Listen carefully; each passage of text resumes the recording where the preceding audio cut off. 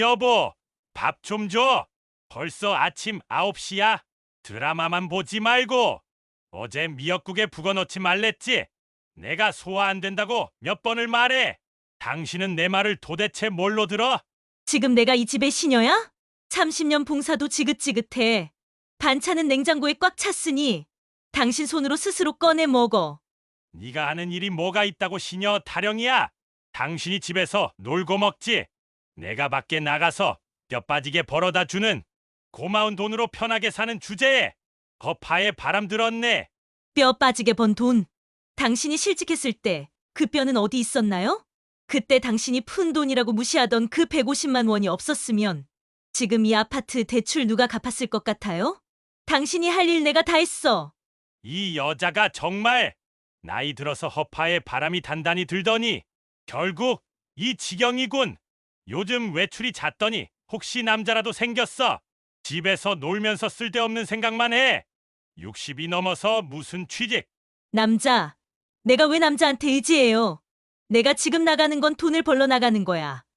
그것도 당신이 푼 돈이라던 부업 수입에 200만 원짜리 정식 직장까지 구했거든. 당신한테 벗어나서 내 힘으로 당당하게 살려고. 그깟 푼 돈으로 혼자 살겠다고? 당신 정말 제정신이야. 당신 이러는 거 아들이 알면 얼마나 충격받는 줄 알아? 애한테 부끄럽지도 않아. 아들은 이미 내 독립을 응원했어. 내가 당신 때문에 30년을 희생하며 참고 살았다는 거. 아들은 다 알고 있거든. 당신은 아들 왕따 당했을 때도, 가출했을 때도 뭘 했어? 그저 나만 타박했지. 이제 아들 핑계도 대지 마. 내가 누군데 감히 나를 버려? 그러고도 너가 행복할 수 있을 것 같아? 안녕하세요. 저는 올해 63세가 된 최보라라고 해요. 누가 저한테 지난 30년 결혼 생활이 어땠냐고 물어보면 저는 아마 주저없이 후회만 가득한 시간이었다고 말할 것 같아요. 특히 남편과의 관계에서 그랬죠. 수십 년을 한 집에 살았는데도 저희는 마치 딴 세상 사람처럼 너무 달라서 멀게만 느껴졌거든요. 제 인생을 바꾸기로 마음먹은 건 사실 아주 작은 일 때문이었어요. 주말, 모처럼 날씨가 좋길래 집 대청소를 하기로 마음먹었죠. 늘 그랬듯 저 혼자 시작했는데 문득 이 집은 나 혼자 사는 공간이 아닌데 하는 억울한 생각이 들더라고요. 그래서 용기를 내 남편에게 같이 청소하자고 부탁했어요. 소파에 누워 TV 리모컨이랑 한 몸이 되어 있던 남편한테 건넨 제 말은 저는 아주 당연하고 평범한 부탁을 한 거라고 생각했습니다. 그런데 남편 입에서 나온 대답은 정말 충격이었어요. 제 가슴에 찬물을 끼얹는 말이었죠. 그럼 아침 9시부터 저녁 6시까지 제대로 된 직장 나가. 맞벌이 하자. 남편이 그동안 저를 어떻게 생각하는지 확실하게 알 수 있었어요. 남편은 집안일은 오로지 저 주부의 역할이라고 철저하게 믿는 거예요. 자기는 밖에서 돈을 벌어오니까 저는 집안의 모든 일을 완벽하게 해내야 한다는 거죠. 제가 잠시 쉬거나 개인 시간을 갖는 것조차 허락되지 않는 숨이 턱 막히는 계약처럼 느껴졌습니다. 저는 가만히 있지 않았어요. 나도 틈틈이 알바를 해서 돈을 벌고 있잖아. 집안일은 부부가 같이 해야 할 일이라고 생각해. 최대한 차분하게 말하려고 했지만 속으로는 수십 년 쌓인 서운함이 폭발할 것 같았어요. 하지만 남편은 제 노력을 비웃기라도 하듯이 제가 버는 푼돈 같은 건 아예 무시해버렸습니다. 남편 눈에는 제가 주부로서 해야 할 일을 하기 싫어서 잔꾀나 부리는 것처럼 보였나 봐요. 그 순간 정말이지 큰 후회에 사로잡혔어요. 결혼 생활이 이렇게 저 혼자서만 모든 걸 책임지는 외로운 늪일 줄 알았다면 저는 결코 이 결혼을 안 했을 거예요. 남편의 무시는 청소 문제로 끝난 게 아니에요. 저희 결혼 생활 30년 내내 쭉 이어져 온 태도였습니다.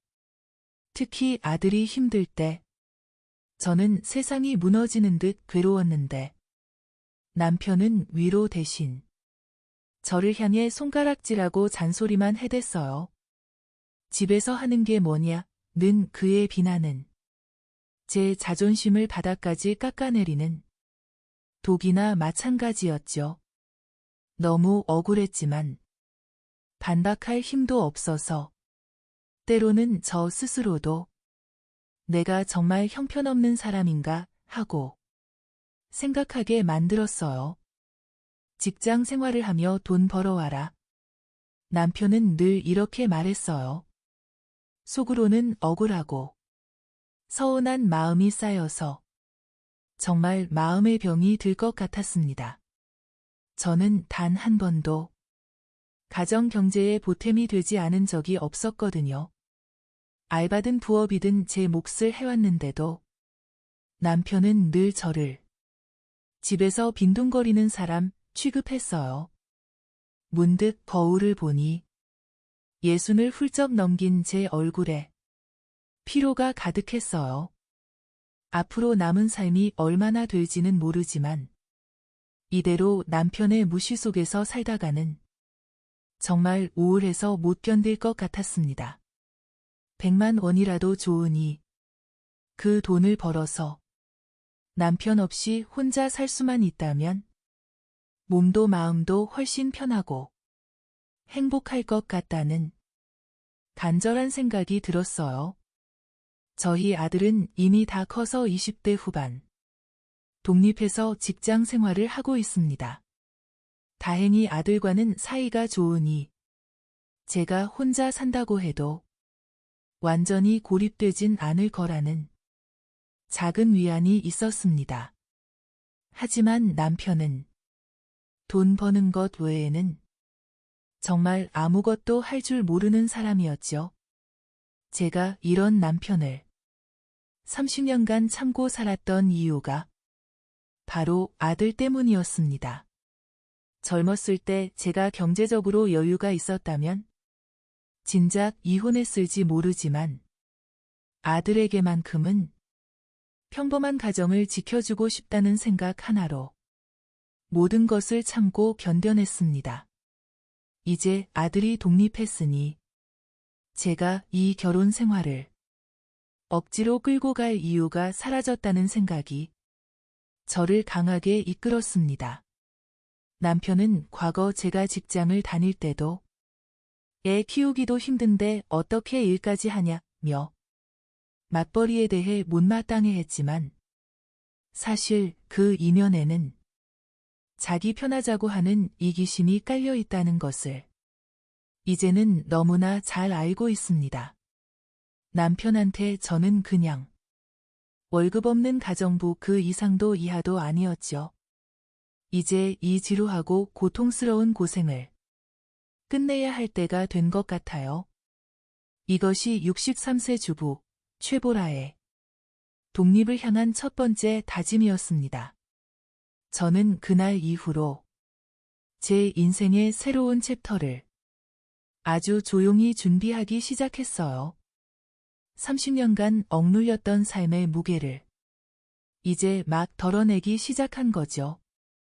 결국 제가 직장을 포기하게 된 건 정말이지 억장이 무너지는 사건 때문이었습니다.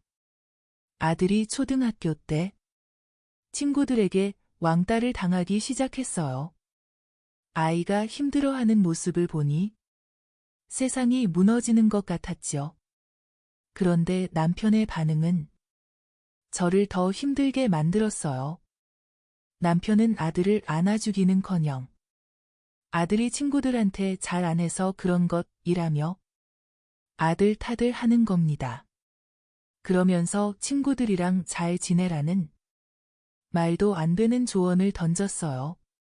저는 속상해서 눈물을 글썽이는 아들에게 왜 그렇게 상처 주는 말을 하냐고 남편을 제지해야 했죠. 상황이 심각해지니 남편은 모든 게 다 제 탓이라고 몰아붙이기 시작했어요. 애를 어떻게 키웠기에 저러냐는 식이었죠. 남편은 늘 늦게까지 일하거나 야근이 잦아서 사실 아들의 문제가 심각해질 때까지 제대로 알지도 못했어요. 그동안 저 혼자 학교에 상담도 가고 선생님도 만나면서 어떻게든 상황을 해결하려고 피나는 노력을 했습니다. 다행히 아들이 중학교에 진학하면서 가해자들과 분리되어 새 학교로 전학을 갔고 상황은 겨우 일단락되었죠. 하지만 문제는 거기서 끝나지 않았습니다. 아들은 사춘기 때 청소년 우울증을 겪으며 급기야 가출까지 했습니다. 그때 제가 느꼈던 괴로움은 정말 세상이 끝난 것 같았어요.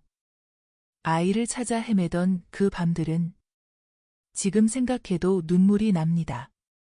그런데도 남편은 이 모든 일이 다 네 탓이다 라고 몰아세웠습니다.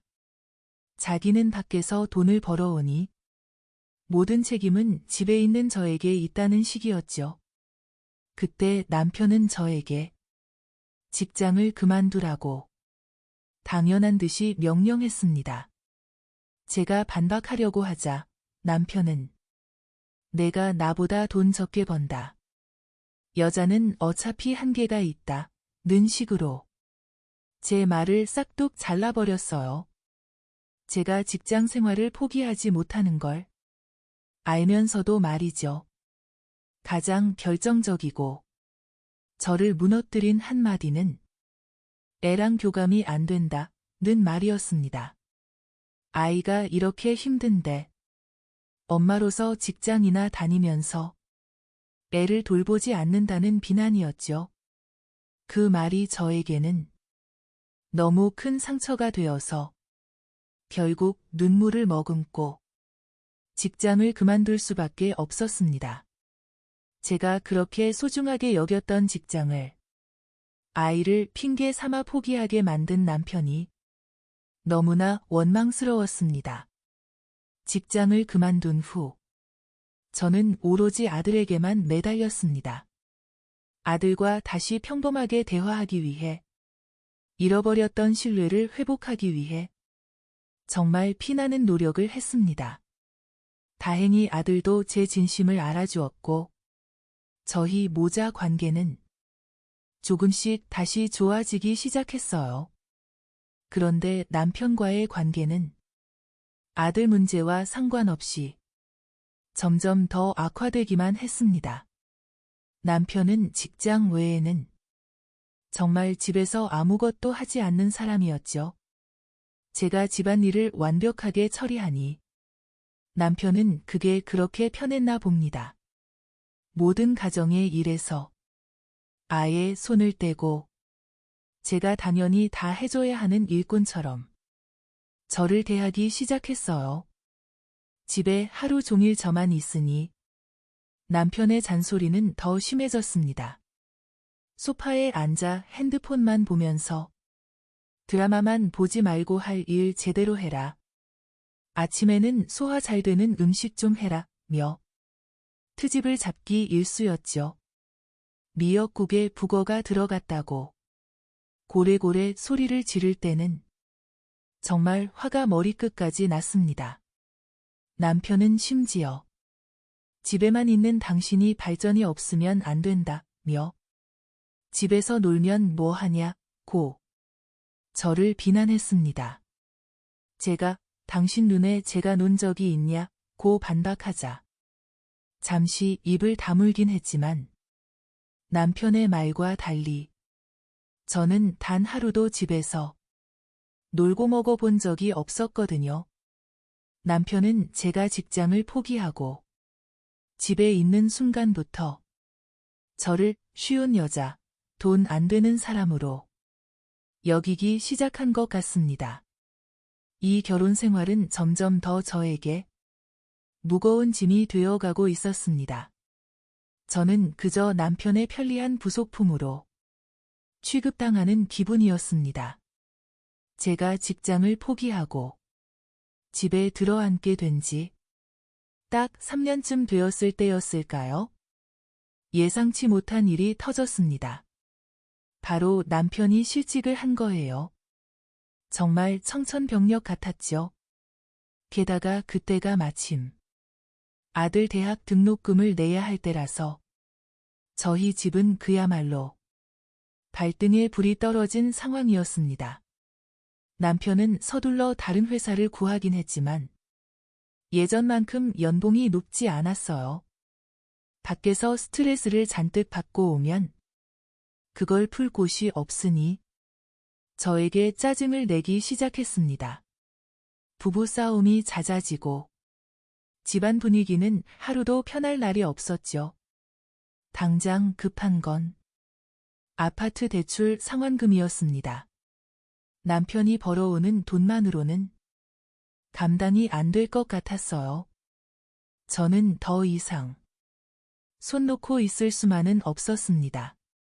다행히 예전에 다녔던 직장 인연이 있어서 집에서 하루 6시간씩 일하는 부업을 시작했어요. 매달 150만 원씩 벌기 시작했죠. 이 돈이 얼마나 귀했는지 모릅니다. 이 돈으로 당장 생활비 쓰고 대출도 갚아나갈 수 있었으니까요. 그런데 남편은 또 저를 무시하는 말을 내뱉었습니다. 푼돈 벌 거면 뭐 하러 일해? 라고요. 저한테는 이 150만 원이 정말 소중한 돈이고 힘들 때 우리 가정을 지켜준 돈인데 남편에게는 그저 하찮은 푼돈일 뿐인 거죠. 제가 이 부업을 하면서 다시 내 일을 찾아야겠다는 의욕이 생겨 정식 취업을 시도해 보려고 했습니다. 그런데 남편이 이번에도 강하게 반대하는 겁니다. 또다시 정신없이 사는 삶이 싫다면서요. 결국 자기가 집에서 편하게 쉬는 게 좋다는 말이죠.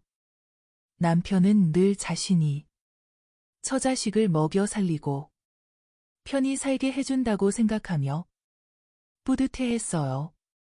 자기가 가장으로서 역할을 다하고 있다는 거죠. 그러니까 저처럼 아끼고 돈을 모으려는 행동은 그저 궁상맞다고 여겼습니다. 제가 힘들게 번 돈으로 대출금을 갚아나가는 노력은 남편 눈에 들어오지도 않았던 거예요. 남편의 잔소리는 날이 갈수록 심해졌어요. 집안일은 다 주부 역할이다. 나도 밖에서 돈 번다. 같이 해야 할 일이다. 는 같은 말을 끝없이 반복했습니다. 제가 한마디라도 할라치면 부업으로 버는 게 누구 코에 붙냐. 너 좋아서 하는 일을 힘들다 하느냐며 제 노력을 깎아내렸습니다. 세월이 흘러 아들이 대학을 졸업하고 취직까지 했습니다. 이제 더 이상 아들 핑계도 학비 핑계도 댈 필요가 없어진 거죠. 저는 정식으로 취직을 시도하려 했습니다. 이제 제 인생을 살 때가 왔다고 생각했으니까요. 그랬더니 남편이 길길이 날뛰면서 화를 냈습니다. 허파에 바람이 들었다, 고요. 제가 나가서 활기차게 사는 꼴을 못 보는 거죠. 특히 주말은 저에게 정말 괴로운 시간이었습니다. 남편과 함께 있는 시간이 길어지니 잔소리를 듣는 시간도 길어졌거든요. 아침, 점심, 저녁 식사를 차리는 건 기본이고 빨래, 청소 등 모든 집안일을 저 혼자 다 했습니다. 하루 종일 시달리다가 너무 지쳐서 소파에 누워있는 남편을 쳐다보니 남편은 핸드폰만 보다가 코까지 골면서 낮잠을 자고 있더군요. 답답한 마음에 이따가 같이 커튼 좀 교체해달라고 부탁했습니다. 그랬더니 남편이 1시간 동안 잔소리를 늘어놓고는 결국 혼자 다 교체하라고 하는 거예요. 그러면서 마지막에 또 저를 비꼬는 말을 던졌죠. 그럼 아침 9시부터 저녁 6시까지 제대로 된 직장 나가. 맞벌이 해. 기가 막히고 빈정상해서 말이 안 나왔습니다. 제가 돈을 안 버는 것도 아닌데 이렇게 무시당해야 하나 싶었죠. 저는 그날 결심했습니다. 이제 대출도 다 갚았고 아들한테 들어가는 돈도 없는데 더 이상 이 남자 때문에 제 인생을 망칠 필요가 없다고요. 그때부터 저는 남편 눈치 보지 않고 제 시간을 갖기 시작했습니다. 남편한테 집안일로 책 잡히지 않을 만큼만 해두고 지인도 만나고 산책도 하고 쇼핑도 했습니다. 제가 밖에 나가서 활발하게 움직이는 모습을 보더니 남편이 저를 의심하기 시작했어요. 남자 생긴 거 아니냐면서요. 저는 이제 알았습니다. 이 남자와는 더 이상 살 수 없다는 것을요. 한 달에 100만 원만 벌더라도 남편의 듣기 싫은 잔소리 없이 혼자 사는 것이 훨씬 행복할 것 같다는 확신이 들었습니다. 독립을 향한 제 마음은 이제 굳건해졌습니다. 그런데 세상은 늘 큰 변화를 앞두고 마지막 시험을 주는 모양이에요. 그날 아침, 저는 눈도 제대로 뜰 수 없을 만큼 심하게 아팠습니다. 온몸에 열이 나고 기침은 멈출 줄 몰랐죠. 정말 오랜만에 느껴보는 극심한 고통이었습니다. 하지만 이 상황에서도 남편의 입에서 나온 말은 저를 절망의 끝으로 밀어 넣었습니다. 제가 심하게 기침하는 소리 때문에 잠을 설쳤다며 남편은 짜증 섞인 목소리로 저를 쳐다보았습니다. 아침부터 캑캑대면 어쩌자는 거야? 이 나이에 회사에서 졸면 사람들이 어떻게 생각하겠냐? 저는 아파서 숨도 제대로 못 쉬겠는데 남편은 그저 자기 출근에 방해되는 저를 한심하게 여기는 눈빛이었어요.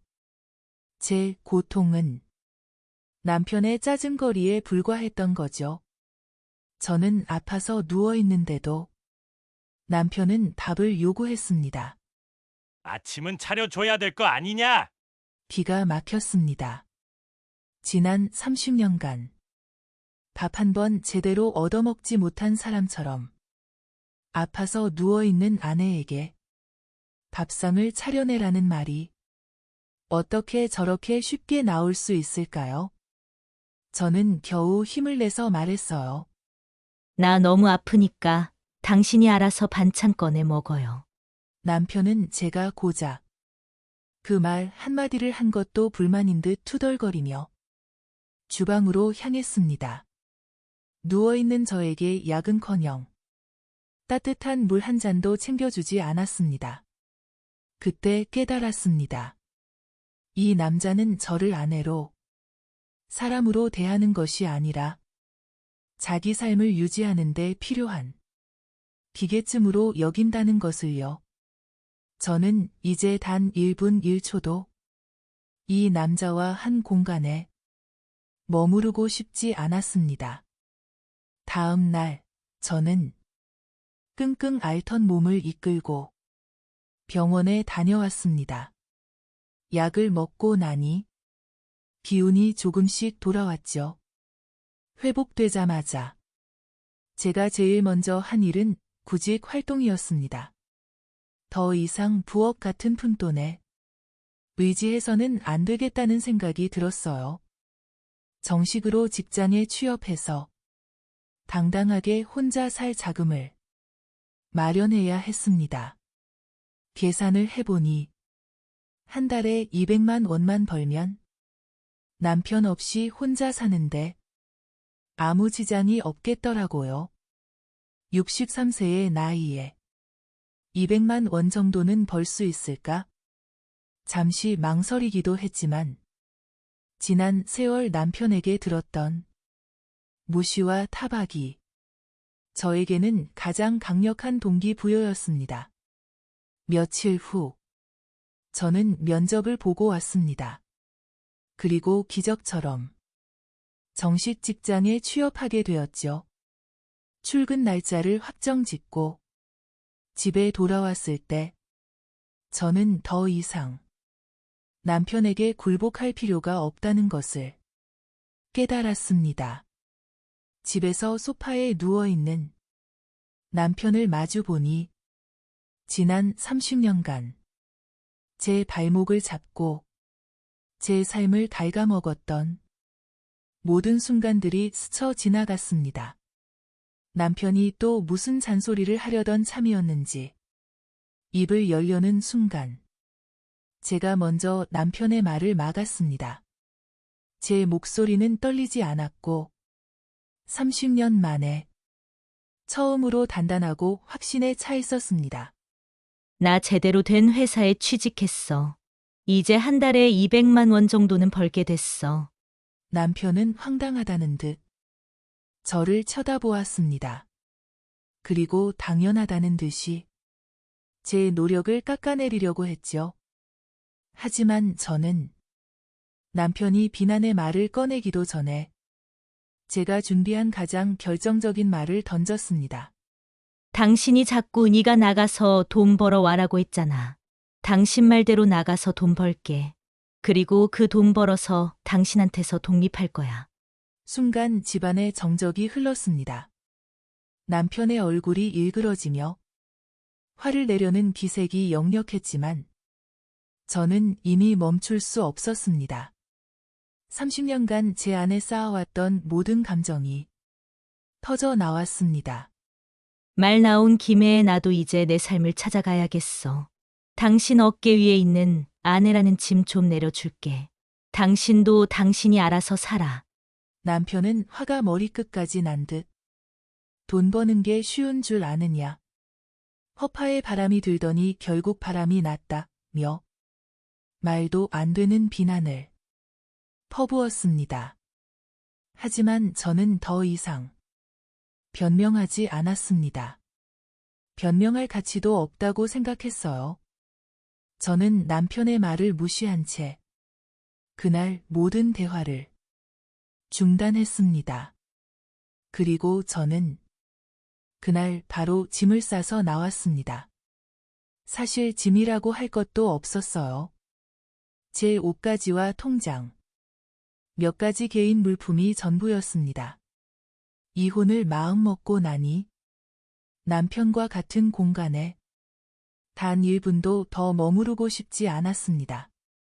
제가 집을 나섰을 때 남편은 화를 주체하지 못하고 소리를 지르고 있었죠. 30년 동안 부려먹던 일꾼이 갑자기 사라지자 얼마나 불편함을 느꼈을까요? 며칠 후부터 남편에게 전화가 걸려오기 시작했습니다. 화를 내기도 하고 당장 집에 돌아오라고 명령하기도 했죠. 하지만 제 마음은 이미 단단했습니다. 돌아갈 마음은 추호도 없었어요. 저는 깔끔하게 말했습니다. 정식으로 이혼 서류 보낼 테니 도장이나 찍어줘. 이혼 후 제 삶은 정말 놀랍도록 평화로워졌습니다. 남편을 위해 아침, 점심, 저녁 식사를 차리느라 쓸 시간도 없어졌고 잔소리를 듣지 않으니 마음이 늘 고요하고 평화로웠습니다. 남편에게 책 잡히지 않으려 집안일을 완벽하게 하느라 지칠 필요도 없었죠. 직장과 부업을 병행하면서 저는 경제적으로 완전히 독립했습니다. 먹고 사는데 아무 지장이 없었고 무엇보다 스스로 돈을 벌어 제 삶을 꾸려간다는 사실이 제 자존감을 하늘 끝까지 올려주었습니다. 남편과 살 때는 늘 가치 없는 사람이었는데 이제는 스스로 빛나는 존재가 된 기분이었습니다. 이혼 소송 중 남편이 저를 찾아와 무릎 꿇고 빌기도 했습니다. 60이 넘은 나이에 혼자 사는 것이 두려웠겠죠. 하지만 저는 단호하게 남편을 돌려보냈습니다. 60대인 저에게는 이제 앞길이 창창했습니다. 이 결심은 늦은 일이 아니었습니다. 지금이라도 제 삶의 주인이 되어 저는 아주 행복하게 살고 있습니다.